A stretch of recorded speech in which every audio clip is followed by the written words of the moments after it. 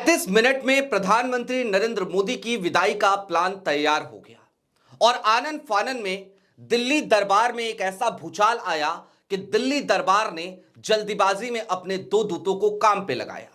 लेकिन वो दोनों दूत दरअसल अपनी फजीहत ही करवाते हुए नजर आए। उन दोनों दूतों को 10 मिनट के भीतर कमरे से बाहर का रास्ता दिखा दिया गया। दरअसल आज की तारीख में भारतीय जनता पार्टी के भीतर मची हुई बगावत और दूसरी तरफ संघ का मोहन भागवत का मिशन बदलापुर अब वो इस मोड़ पर आकर खड़ा हो गया है कि ना तो मोदी बचेंगे, ना योगी बचेंगे, ना ही भारतीय जनता पार्टी की सत्ता बचेगी। सारी बातें जरा विस्तार से करेंगे। नमस्कार, मैं स्वप्निल और आप मुद्दा देख रहे हैं। दोस्तों, आगे बढ़ें उससे पहले वही छोटी सी अपील। मुद्दा इन दिनों एक गंभीर आर्थिक संकट से जूझ रहा है। एक तरफ जहां हमारे मेन बैंक अकाउंट बीते लंबे समय से फ्रीज चल रहे हैं, तो वहीं दूसरी तरफ हमारे 2.5 साल पुराने चैनल को हमसे लंबे समय तक छीन कर रखा गया था। ऐसे में डे टू डे ऑपरेशंस में मुद्दा को काफी मुश्किलों का सामना करना पड़ता है। लिहाजा आपसे गुजारिश है, यदि आप चाहें तो स्क्रीन पर दिख रहे क्यूआर कोड या फिर के नीचे दिख रहे यूपीआई नंबर के जरिए मुद्दा की छोटी छोटी मदद जरूर कीजिएगा, ताकि हमारी बेबाकी यूं ही बरकरार रहे। अब आगे बढ़ते हैं। कल हमने आपसे कहा था कि योगी आदित्यनाथ और मोहन भागवत की कल देर रात क्या 8 बजे के आसपास होने वाली वो मुलाकात सबसे बड़ी खबर होगी।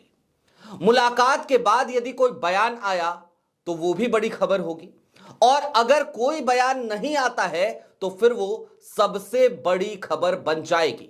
और हुआ यही। 8 बजे शुरू हुई मुलाकात लगभग 33 मिनट तक चली, और 33 मिनट की ये मुलाकात और उसके बाद एक चुप्पी। ना योगी आदित्यनाथ ने कुछ कहा, ना मोहन भागवत ने कुछ कहा। मोहन भागवत सरस्वती शिशु मंदिर निराला नगर में ठहरे हुए थे। योगी आदित्यनाथ की गाड़ियों का काफिला वहां 8 बजे पहुंच गया, और उसके बाद मोहन भागवत और योगी आदित्यनाथ एक बंद कमरे में जाकर बैठ गए। दोनों वहां पर क्या बात करते रहे, ये या तो मोहन भागवत को पता है या फिर कि योगी आदित्यनाथ को। जाहिर सी बात है, दीवारों को भी बहरा कर दिया गया था। अब इस मुलाकात के बाद हड़कंप दिल्ली दरबार में मचा, और उसका जीता जागता सबूत आज की तारीख में देखने को मिला। सुबह सुबह दिल्ली दरबार के 2 खास दूत, जी हां, दोनों डिप्टी यानी कि केशव प्रसाद मौर्य और ब्रजेश पाठक, दोनों ही सुबह सुबह दौड़ पड़े मोहन भागवत से मिलने के लिए।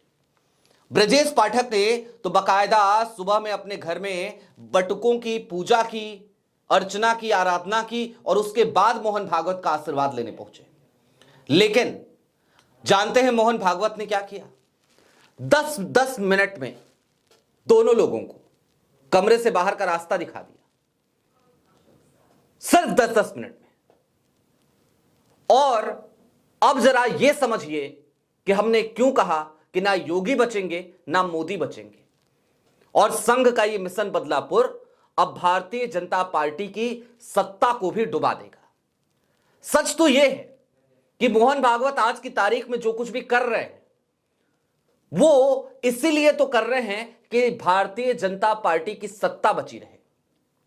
और भारतीय जनता पार्टी की सत्ता बचाने की पहली शर्त आज की तारीख में प्रधानमंत्री नरेंद्र मोदी की विदाई हो गई है। मोहन भागवत इस बात को समझते हैं, क्योंकि प्रधानमंत्री नरेंद्र मोदी की छवि तार तार हो चुकी है।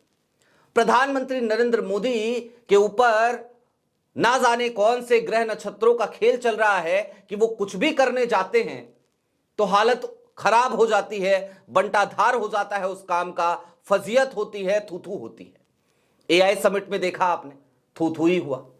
एआई समिट पूरी तरीके से खूब पीआर एजेंसीज लगाई गई थी, ना जाने क्या क्या करेंगे और इतना महामानव सी छवि बना देंगे। सब कुछ मटिया मेट हो गया, सब बंटाधार हो गया एआई समिट में। उसके बावजूद प्रधानमंत्री नरेंद्र मोदी हैं कि मानते नहीं, कुर्सी छोड़ने को तैयार नहीं, और कुर्सी छोड़ने की एक ही शर्त है कि 2027 में कुर्सी छोड़ूंगा, जब राष्ट्रपति के चुनाव होंगे मैं राष्ट्रपति बन जाऊंगा, राष्ट्रपति भवन पहुंच जाऊंगा, रायसीना हिल्स पहुंच जाऊंगा, उसके बाद कोई भी आ जाए कोई फर्क नहीं पड़ता, क्योंकि मुझे तो भाई सेफ एग्जिट मिल जाएगा और एक सम्मानजनक विदाई हो जाएगी मेरी। लेकिन यदि प्रधानमंत्री नरेंद्र मोदी 2027 तक इस कुर्सी पे चिपके रहे तो भारतीय जनता पार्टी की और भी ज्यादा फजीयत होनी तय है, क्योंकि आज की तारीख में अंधभक्तों ने भी प्रधानमंत्री नरेंद्र मोदी का साथ छोड़ दिया है और उन अंधभक्तों में बड़े बड़े नाम, बड़े बड़े सुरमा, आज कोई भी मोदी जी के साथ खड़ा नहीं हो रहा। और सिर्फ मोदी जी का साथ नहीं छोड़ा है, मोदी जी की वजह से संघ की भी खिलाफत कुछ लोग करने लगे हैं, वो लोग जो भारतीय जनता पार्टी के आरएसएस के इकोसिस्टम का हिस्सा हुआ करते थे वैचारिक तौर पर, और जो आरएसएस के पेड ट्रोल्स हैं वो सिर्फ और सिर्फ मोदी जी पे इस समय हमला करते हुए आपको नजर आएंगे। अब आप जाके खोज लीजिए ट्विटर पे, सबकी भाषा पढ़िए, आपको समझ में आ जाएगा। लेकिन अब चलिए जरा यह समझिए कि कहानी चल क्या रही है। दरअसल हो यह रहा है कि मोहन भागवत के साथ साथ भारतीय जनता पार्टी के कई कद्दावर नेता इंक्लूडिंग अमित शाह भी, वो भी नहीं चाहते कि अब प्रधानमंत्री नरेंद्र मोदी और ज्यादा दिनों तक इस कुर्सी पर चिपक के बैठे। प्रधानमंत्री नरेंद्र मोदी अपनी मजबूरी बता चुके हैं, प्रधानमंत्री नरेंद्र मोदी इमोशनल ड्रामेबाजी कर चुके हैं, बंद कमरे में रो चुके हैं, उसके बावजूद भी कोई सुन नहीं रहा है। लेकिन मोहन भागवत अब जिस व्यक्ति के वो कंधे पे बंदूक रख के निशाना लगाना चाहते हैं, वो मोहरा कहीं गलत तो नहीं हो जाएगा। अब मैंने ये क्यों कहा जरा ये भी समझ लीजिए। योगी आदित्यनाथ के साथ मोहन भागवत लंबे समय से दूरी बनाए हुए थे। हालांकि 25 नवंबर को 90 मिनट की एक मुलाकात हुई थी। 2024 के बाद भी, चुनाव के बाद एक और मुलाकात हुई तो लोकसभा चुनाव के रिजल्ट्स के बाद गोरखपुर में हुई थी वो मुलाकात। लेकिन ये मुलाकातें बंद कमरे की मुलाकातें नहीं थी। ऐसा नहीं था कि मुलाकात हो रही है और वहां पर कोई मौजूद ना हो। यह पहली बार हुआ जब मुलाकात हो रही है और कमरे का दरवाजा बंद कर दिया गया और कोई नहीं है।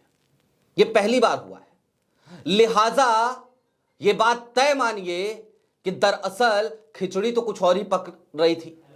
लेकिन एक तरफ दिल्ली दरबार, वो योगी आदित्यनाथ को दिल्ली आने नहीं देना चाहता।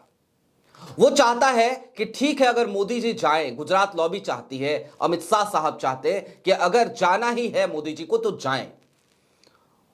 और शाह साहब को भी इस बात का एहसास है कि अब जाना मजबूरी है, उसके सिवा कोई विकल्प नहीं है। लेकिन अमित शाह क्या चाहते हैं फिर?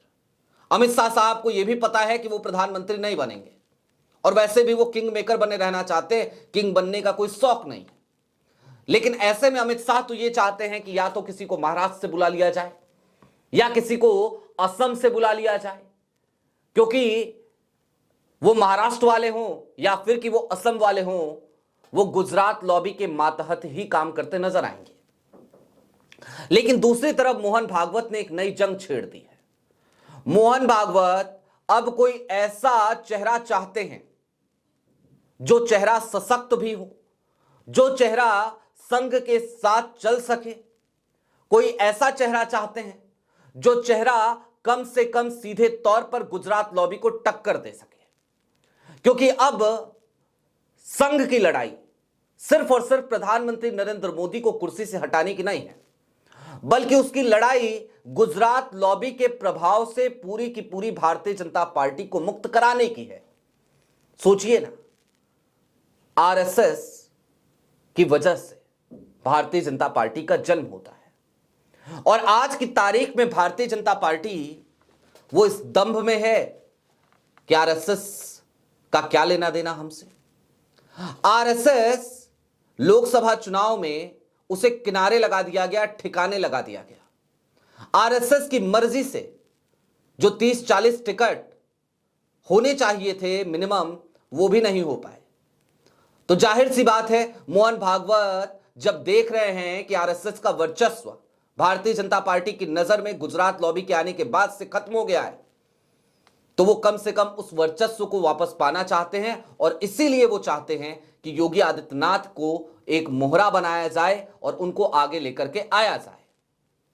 और जैसे ही योगी आदित्यनाथ के कंधे पर मोहन भागवत ने हाथ रखा, उसके बाद से जाकर के देख लीजिएगा, लगातार ब्रजेश पाठक ने तो बाकायदा एक टीवी चैनल के मंच से योगी आदित्यनाथ को लेकर एक विवादित बयान दे दिया, यहां तक कह दिया कि वो भारतीय जनता पार्टी में कब आए हैं, वो कब थे भारतीय जनता पार्टी में।